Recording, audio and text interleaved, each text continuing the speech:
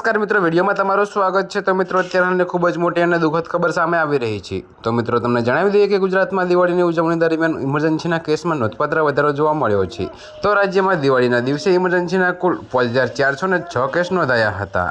જી હા મિત્રો, તો તમને વધુમાં એ પણ જણાવી દઈએ કે જો કે મિત્રો, મળતી માહિતી મુજબ ઇમરજન્સી એમ્બ્યુલન્સ સેવા જીવીકે EMR દ્વારા જારી કરવામાં આવેલા આંકડા પ્રમાણે આ વર્ષે દિવાળીના દિવસે રાજ્યમાં માર્ગ અકસ્માતને લગતા 919 ઇમરજન્સી કેસ નોંધાયા હતા।